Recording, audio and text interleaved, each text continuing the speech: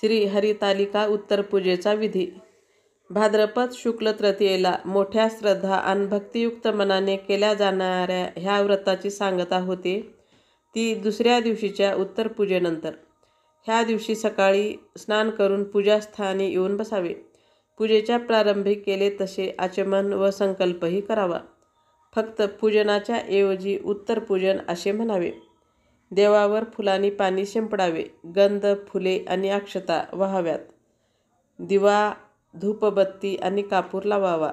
शिव पार्वतीस दूध, साखर व दही भाताचा नैवेद्य दाखवावा.